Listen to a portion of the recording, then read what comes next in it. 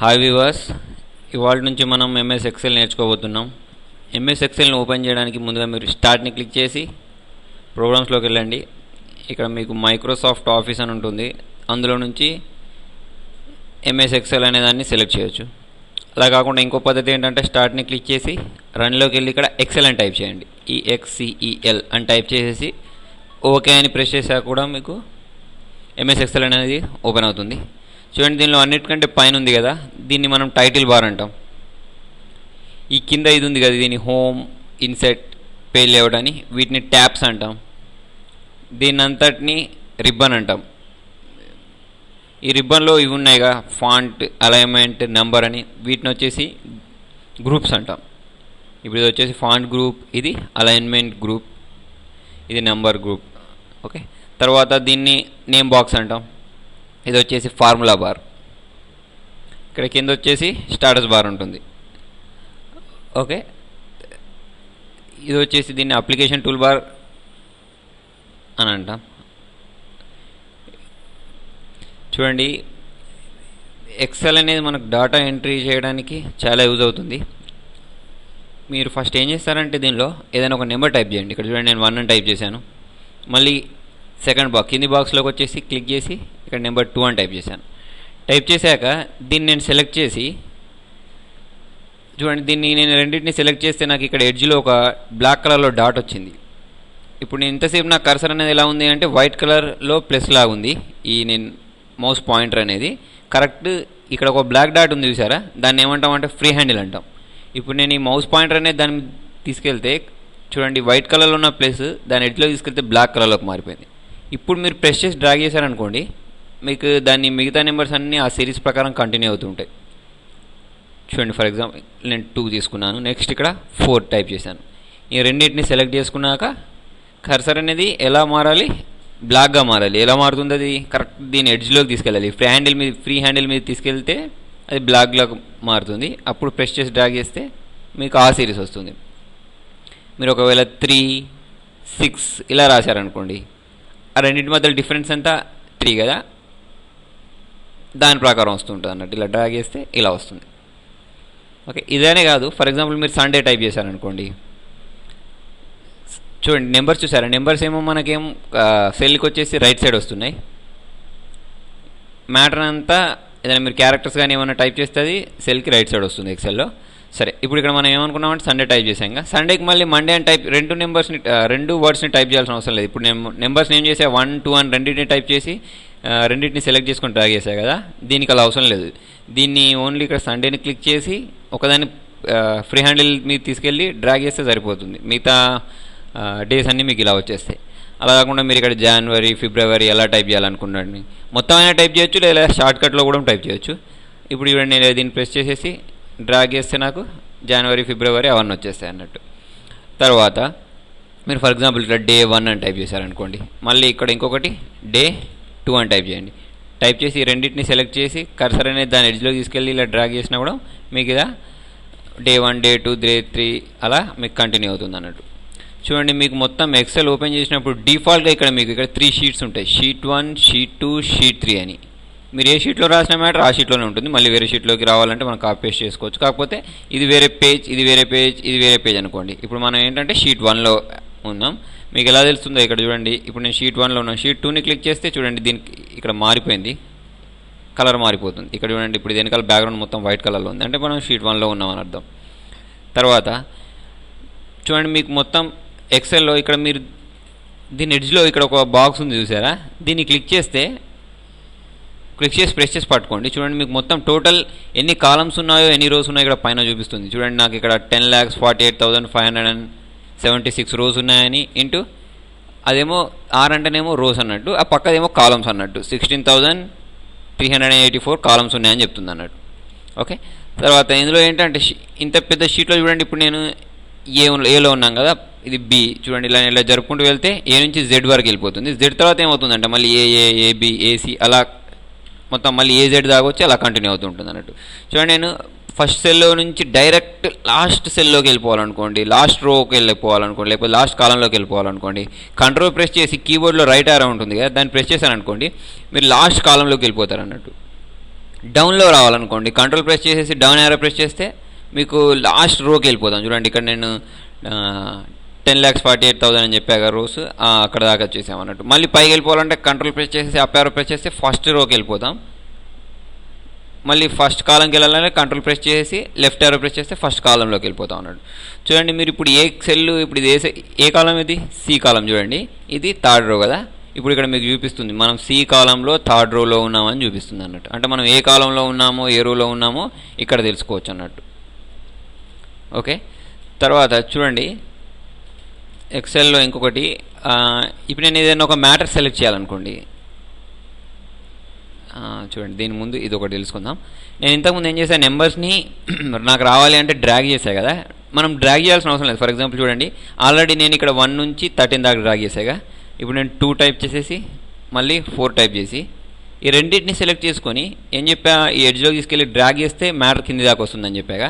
అలా కాకుండా ఇంకొక పద్ధతి కూడా ఉంటుంది, ఈజీ వే ఇది. చూడండి ఇప్పుడు నేను 2 టైప్ చేసి 4 టైప్ చేశాను. టైప్ చేసి ఈ రెండింటిని సెలెక్ట్ చేసుకొని ఈ రెండింటిని సెలెక్ట్ చేయండి. ఇట్లా సెలెక్ట్ చేసుకొని దీని ఎడ్జ్లో ఇక్కడ డబల్ క్లిక్ ఇచ్చారనుకోండి, ఆటోమేటిక్ మీకు ఇక్కడ ఇది ఎంతవరకు డ్రాగ్ చేసామో అంతవరకు డ్రాగ్ ఇది అంత దాకా వెళ్ళిపోతుంది అన్నట్టు. చూడండి మీరు ఈ వీడియోస్ని యూట్యూబ్లోనే కాకుండా www.timecomputers.in అనే సైట్ ద్వారా కూడా చూడొచ్చు.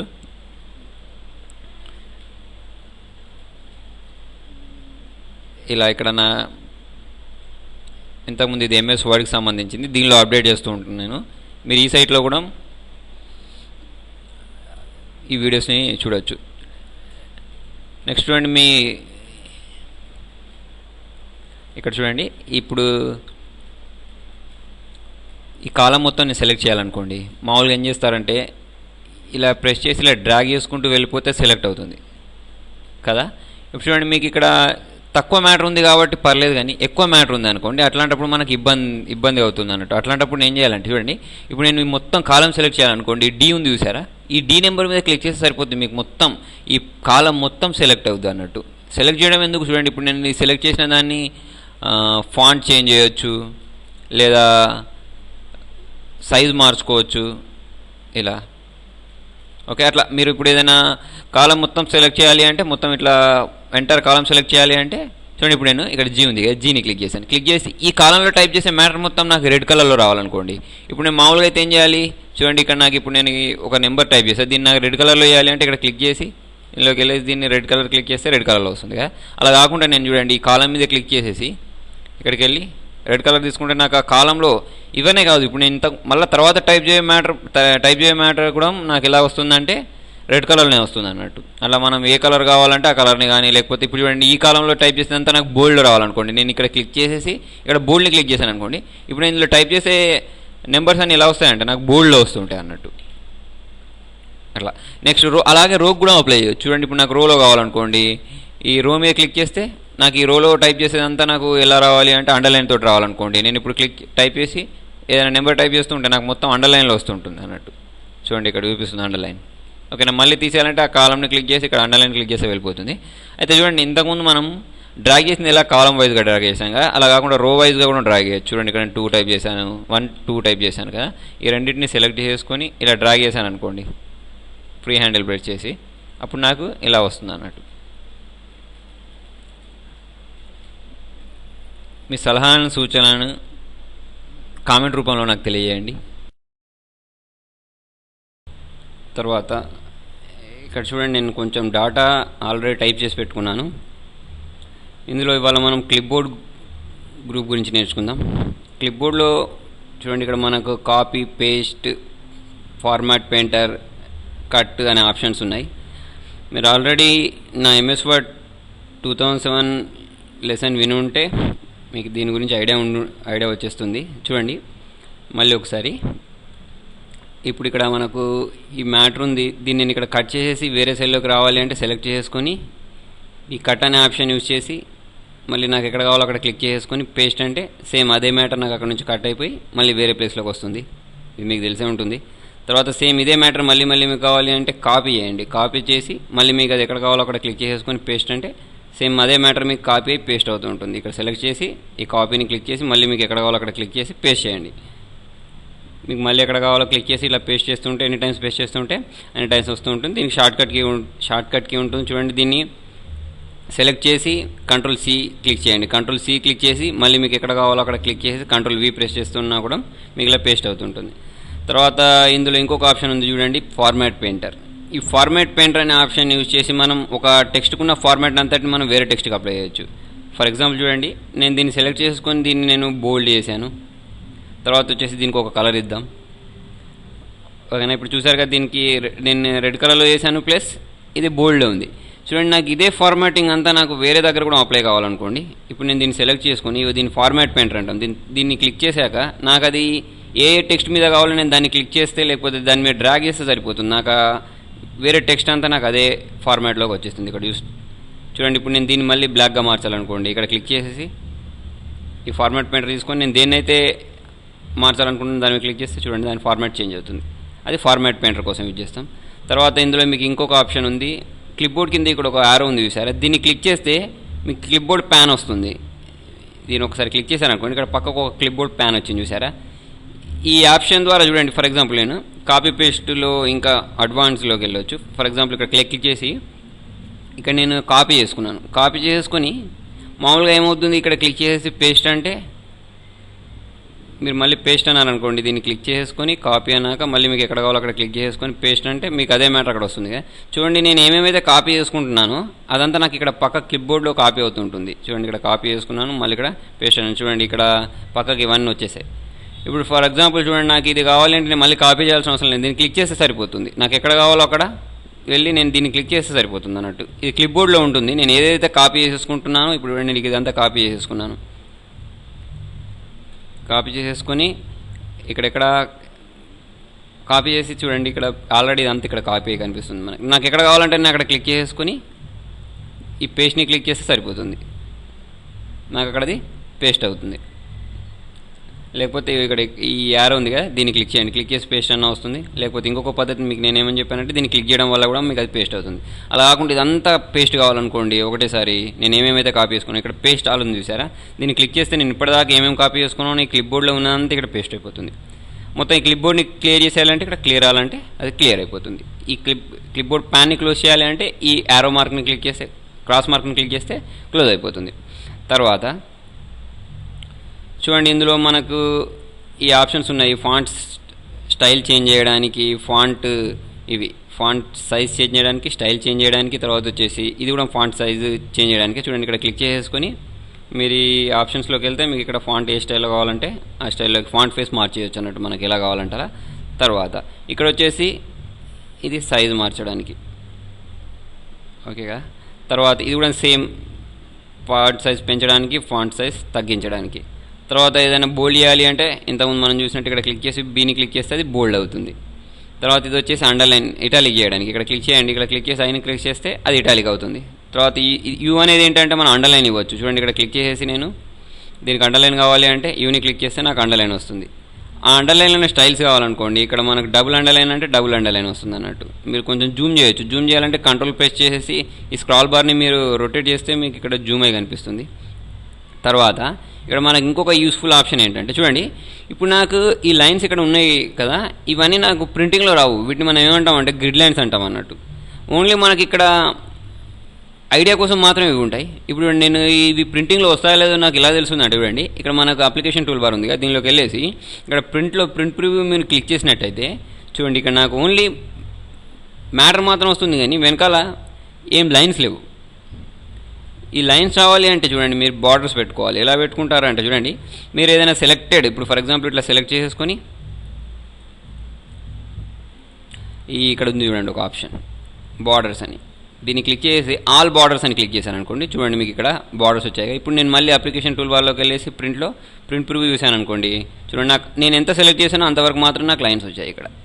అలా కాకుండా నాకు మొత్తం షీట్ మొత్తం ఎంటైర్ షీట్ మొత్తం నాకు బార్డర్స్ కావాలనుకోండి, మీకు ఇంతకుముందు నేను చూపించినట్టు ఇక్కడ ఎడ్జ్లో ఉంది చూడండి ఒకటి ఎండింగ్లో, దీన్ని క్లిక్ చేయండి. క్లిక్ చేస్తే నాకు మొత్తం షీట్ సెలెక్ట్ అవుతుంది. సెలెక్ట్ అయిన తర్వాత నేను దీనిలోకి వెళ్ళేసి ఆల్ బార్డర్స్ అన్నాను అనుకోండి, నాకు మొత్తం షీట్ మొత్తం నాకు లైన్స్ వచ్చేస్తాయి. మీకు అది ఎలా కనిపిస్తుంది అంటే సేమ్ అప్లికేషన్ టూల్ బార్లోకి వెళ్ళి ప్రింట్ ప్రివ్యూ చూస్తే మీకు కనిపిస్తుంది చూడండి, ఇక్కడ నాకు మొత్తం షీట్ మొత్తానికి నాకు ఇవి అప్లై అయిపోయాయి బార్డర్స్. మళ్ళీ తీసేయాలంటే సేమ్ దాన్నే క్లిక్ చేస్తే మొత్తం నాకు షీట్ మొత్తం సెలెక్ట్ అవుతుంది. మళ్ళీ ఇందులోకే వెళ్ళి నో బార్డర్స్ని క్లిక్ చేశారనుకోండి, అప్పుడు మనకు బార్డర్స్ లేకుండా వెళ్ళిపోతాయి అన్నట్టు. ఇక్కడ నో బార్డర్స్ ఉంది కదా, దీన్ని క్లిక్ చేశారనుకోండి, చూడండి సేమ్ ఇంతకుముందు మనకి ఎలా ఉందో అలా వచ్చేస్తుంది అన్నట్టు. తర్వాత చూసారు ఇక్కడ నేను ఇక్కడ వెనకాల కలర్స్ అప్లై చేసేసుకున్నాను, కొంచెం నాకు స్టైలిష్గా కనిపించాలి అంటే. అట్లా మీరు కూడా చేసుకోవచ్చు. ఇక్కడ క్లిక్ చేసేసి ఇక్కడికి వెళ్ళేసి బ్యాక్గ్రౌండ్లో ఆ సెల్ వెనకాల కలర్ అప్లై చేయాలంటే ఇట్లా అప్లై చేసుకోవచ్చు అన్నట్టు. ఇట్లా మీకు స్టైలిష్గా కనిపించాలి అంటే ఇలా అప్లై చేసుకోవచ్చు అన్నట్టు. తర్వాత ఫాంట్ కలర్ మార్చాలంటే చూసారుగా ఇంతకుముందు ఇలా మనం ఏ కలర్ మార్చాలంటే ఆ కలర్ మార్చేయచ్చు. తర్వాత చూడండి దీనిలో మనకి ఇక్కడ అలైన్మెంట్ అనే ఆప్షన్ ఉంది. ఈ గ్రూప్లో ఇది టాప్ అలైన్, ఇది వచ్చేసి మిడిల్, ఇది బాటమ్.